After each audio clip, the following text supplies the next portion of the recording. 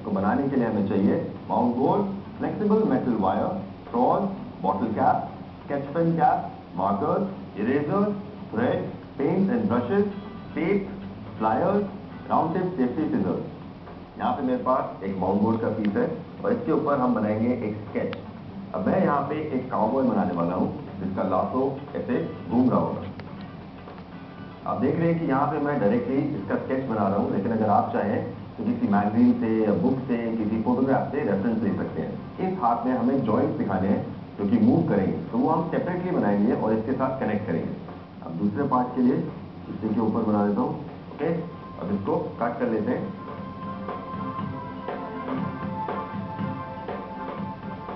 यहाँ पे आप देख रहे हैं कि मैंने काउबॉय को क्लीनली कट कर लिया है। थंब पिन से हम इसमें होल करेंगे। यहाँ पे हमें हाथ का जॉइंट बनाना है। यहाँ पे नीचे मैंने एक इरेजर रखा है ताकि आपके हाथ में ना लगे, रिप्लेस करेंगे। इसमें होल कर दिया। अब इस हाथ के पीस को इसके शोल्डर से कनेक्ट करने के लिए यहाँ पे मुझे होल करना है।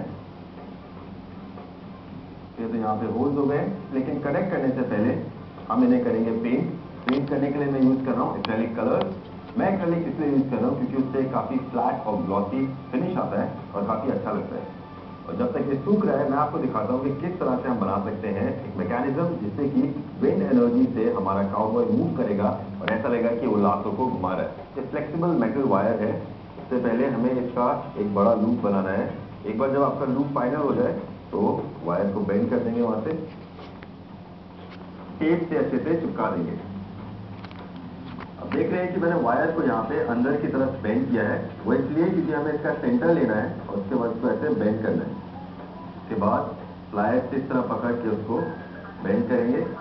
फिर एक बार वापस, एक बार फिर से जब आप इस तरह बेंड कर देंगे तो यहाँ पे ऑलमोस्ट एक यू शेप की तरह बेंड आ जाना चाहिए। अब इसको खड़ा करने के लिए हमें एक सपोर्ट बनाना है।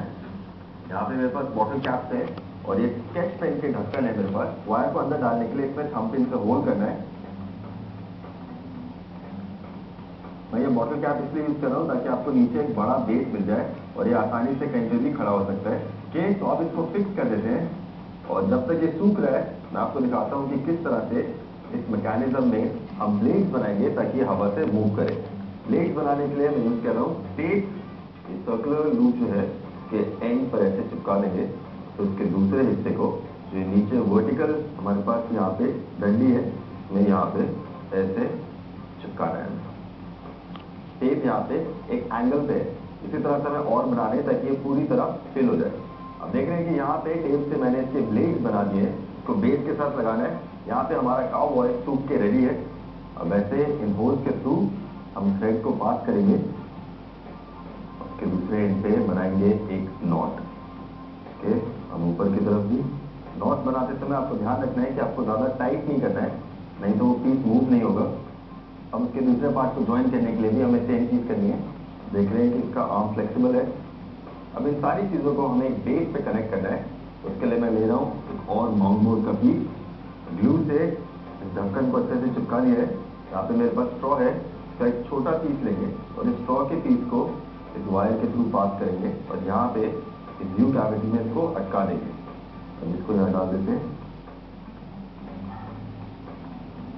रफली। और अब एक ऐसा छोटा माउंट बोर्ड का पीस लेके उसके पैर के पीछे यहाँ पे चिपका देंगे। तो क्योंकि हमने यहाँ पे काउबॉय का सीन बनाया है तो इसके चारों तरफ आप कैक्टस दिखा सकते हैं। देखिए, अब इसको लगाने की वजह से आपका सीन भी इंटरेस्टिंग लग रहा है और पीछे जो ये पेन कैप था वो भी अच्छे से हाइड हो गया है। अब हमें एक छोटा सा टेप का पीस लेना है और इस हाथ को स्ट्रॉ के साथ अच्छे से चिपका देना है।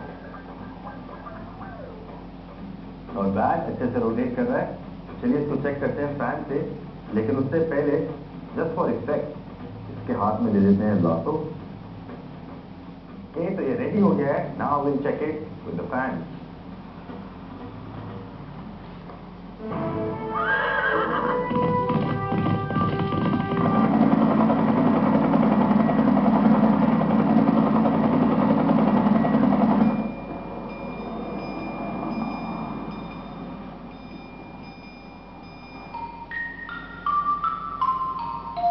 देखा आपने हम किस तरह से विंड को कंट्रोल करके